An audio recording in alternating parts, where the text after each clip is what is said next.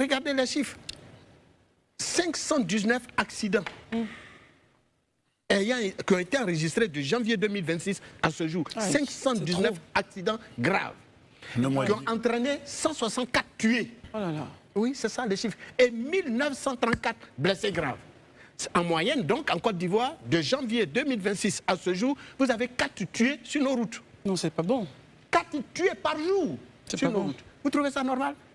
Et puis, nos autorités vont rester là, ils n'ont rien fait, et des gens continueront de tuer nos populations, donc ils ont pris la mesure, ils ont commencé à réagir. Bon, cette réaction est à saluer, et nous l'avons saluée ici à diverses occasions. Nous avons félicité le directeur général des transports terrestres et de la circulation.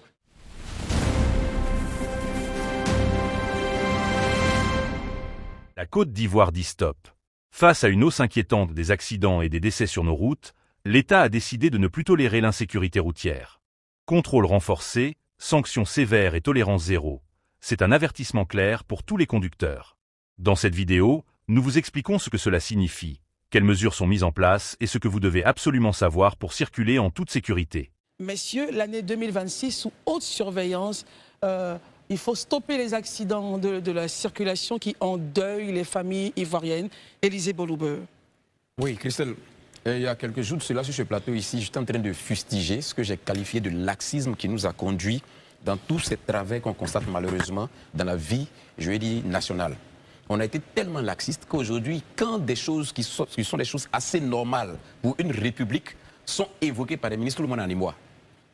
Quand on dit qu'on ne va plus de tolérance zéro, bon, tout le monde est en émoi. Qui est en émoi? Mais les peuples, tout le monde est en émoi. Ça dit c'est comme si quelque chose d'extraordinaire, que c'est une opération d'envergure qu'on va lancer, quelque chose de vraiment de waouh. Alors que c'est le rôle régalien de l'État. Mais c'est parce qu'on a tous sombré dans du laxisme qu'aujourd'hui on a tous cette situation. Donc moi, si les autorités décident vraiment pour une fois de taper du poing sur la table et donc de vraiment sortir de la, je vais dire, de mettre fin à ce laxisme, non, on ne peut qu'applaudir des deux mains. Non, on ne peut vraiment qu'applaudir des deux mains. Et moi, je suis de ceux qui pensent que on ne peut pas rester éternellement dans le laxisme, je vais dire, dans la combine, dans les arrangements. Non, on doit construire un État qui se veut solide pour nos enfants. Et ça implique de nous de la rigueur, ça implique de nous de l'engagement.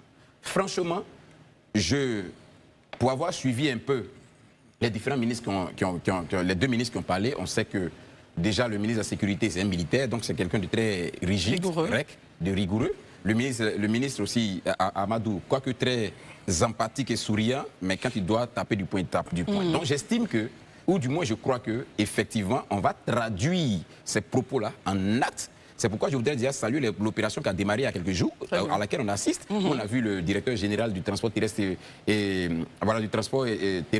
sur et de la circulation sur le terrain avec des éléments de police, que cette opération-là soit renforcée et qu'elle continue. On ne veut plus d'opération ponctuelle.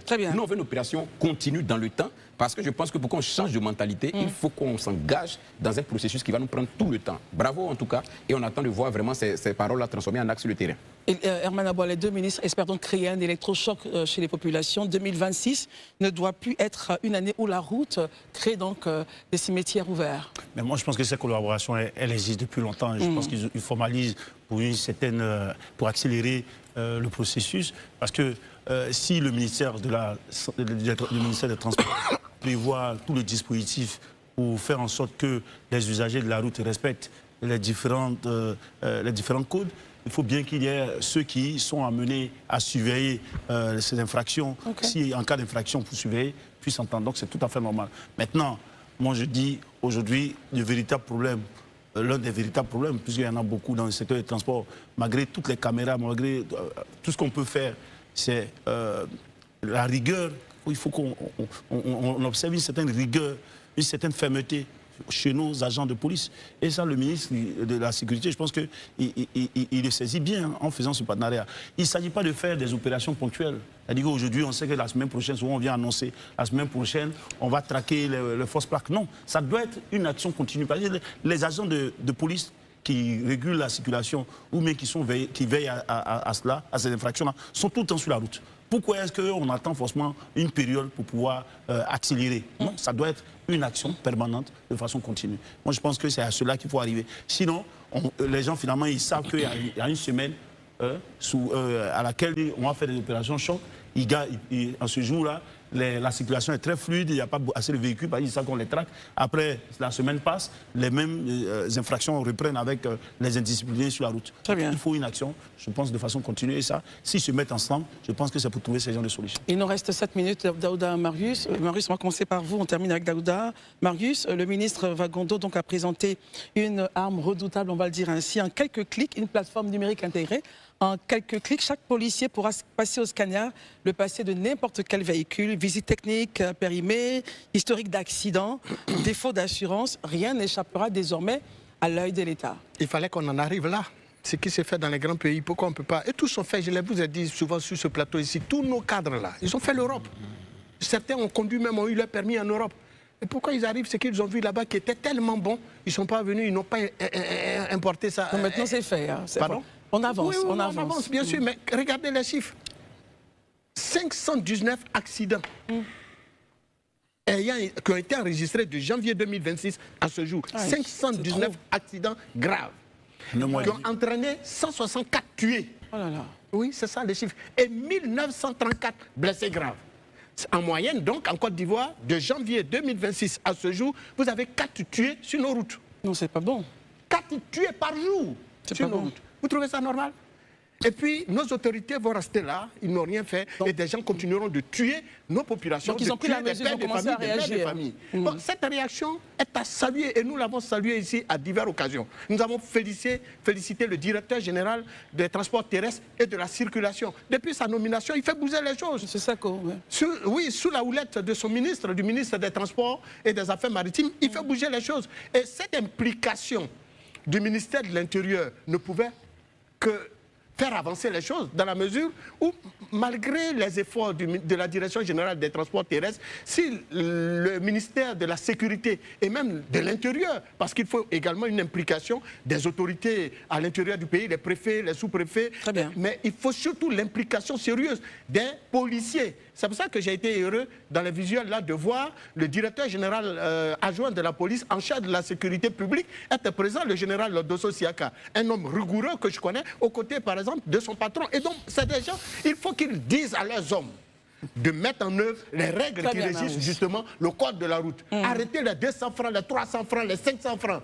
Nous-mêmes, désormais, les populations, filmez-les et envoyez. On va maintenant dénoncer tout ça et c'est important. Parce qu'on ne veut plus de morts. On ne peut pas faire ces efforts pour que d'autres viennent juste pour 200, 300, laisser circuler des gens qui n'ont pas la capacité. Non, mais des gens qui n'ont pas le droit. Au minimum 500 000 francs. Au minimum 500 000 francs. Lorsque vous parlez, il faut biaiser toujours les propos. Voilà, oui, pour certains. Pour certains. Mais monsieur... Il ne faut pas mettre tous les policiers dans cela. Vous savez très bien ce qui se passe, donc vous n'avez pas à vous en plaindre. C'était fait. Merci beaucoup. On a 4 tués par jour. On vous demande juste de nuancer. Donc, les histoires de corruption doivent être anéanties de sorte à ce que de plus en plus on ait sur nos routes des gens qui circulent et qui sont respectueux et qui disposent également, non seulement respectueux du code de la route, mais qui disposent également des moyens nécessaires, intellectuels, techniques nécessaires pour conduire ce tour. On ne peut pas continuer dans cette voie. Daouda, on termine ce point avec vous. Merci beaucoup, Christelle. Mon plaisir. Il y a une chose dont je suis sûr, c'est que je sais que la question de la sécurité routière, le ministre Amadou Kouné en a fait son cheval de bataille. Bien sûr. Comme le disait tout à l'heure Marius, il peut, malgré toute sa bonne volonté, s'il n'y a pas les moyens de coercition qui sont gérés par une autre entité, ne vient pas s'ajouter pour qu'il y ait une synergie, rien ne va marcher. Aujourd'hui, ils ont décidé, on a vu les photos, annonce en grande pompe, c'est bien. Mais j'aimerais vous rappeler un fait, Christelle. Vas-y. Vous vous rappelez que l'année passée, je ne sais pas si l'année passée ou l'année surpassée, quand on faisait la traque aux véhicules qui n'avaient pas été dédouanés, les grosses cylindrées, je ne sais pas si vous vous rappelez, on pouvait quitter Angré, se retrouver au plateau en moins de 10 minutes, 15 minutes. Les voies étaient vides, oui. Les voies étaient vides. Parce qu'il y a eu un suivi, c'était martelé jusqu'à un certain moment. Mais aujourd'hui, arrivé à un moment, ils ont levé le pied. Pour moi, ils ont fait encore, ils vont peut-être signer un mémorandum, ils vont signer un accord, tout et tout. On va faire quelques jours de suivi, évaluation, tout et tout. Et puis après, encore une fois, de plus, on va encore lever le pied. Qu'est-ce qui vous fait dire qu'ils vont lever le pied, justement? Non, mais parce que on a assisté à tellement de répétitions de ce genre d'initiatives que souvent de fois, on a l'impression que, bon, c'est juste des effets d'annonce. Je souhaite vraiment, c'est un vœu, je souhaite vraiment Je sais qu'Élysée, tu veux un bout de temps, mais laisse-moi finir, s'il te plaît. Mais allez-y, Daouda. Élysée, Laissez Élysée. Non, permettez. il a une mine.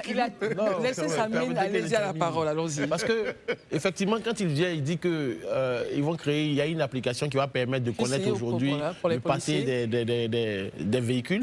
La vérité, pour moi, ce n'est même pas une question de passer même des véhicules. Parce que, au-delà de connaître la situation du véhicule, mais ça va permettre en fait aux policiers de savoir si des voitures ont été volées. Bien sûr. Si des voitures n'ont pas été dédouanées. Donc, il faut pouvoir mettre ça en œuvre et il faut que la corruption quitte nos routes. Parce que tant qu'il y aura cette forme de chef, on veut boire café, chef, hein, les petits sont au soleil, chef, il y a ceci, chef, il y a cela. L'apprenti descend avec Voilà. 200 francs. Marie, 300 s'il vous francs. plaît, merci. Tant qu'on aura cette petite complaisance, ces petits arrangements de certaines personnes où on s'accommode avec certaines choses, on ne va pas en finir avec ces cercueils roulants dont parlent nos deux ministres. Donc la tolérance zéro dont ils parlent, moi je veux qu'ils aillent.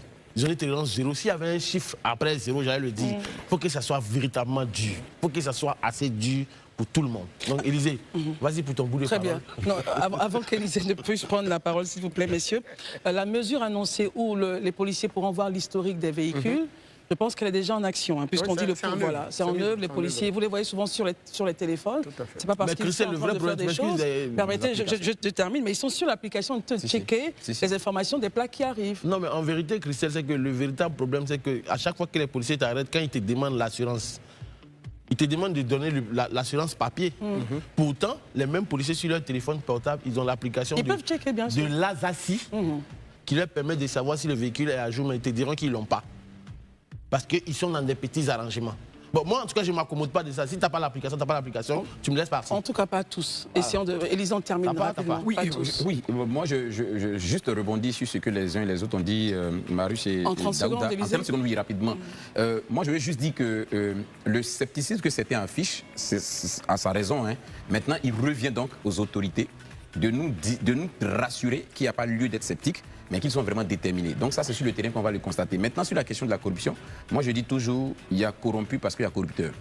Daouda a dit tout à l'heure, quand on arrête de prendre de l'argent, mais il faut que nous, citoyens, arrêtons de proposer ça aussi quand on est face. On nous dit d'être en règle, soyons en règle. Quand on n'est pas en règle, la voiture part en fourrière. C'est-à-dire à un moment donné, il faut que nous-mêmes on comprenne que c'est nous qui créons les conditions propices à la corruption.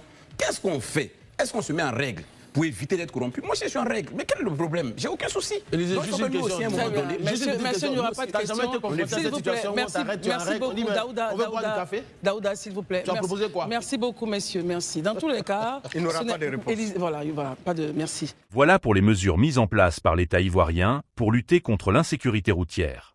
Si vous voulez rester informé sur les nouvelles décisions et astuces pour circuler en toute sécurité, abonnez-vous à la chaîne, activez la cloche de notification et laissez-nous un commentaire pour nous dire ce que vous pensez de ces mesures.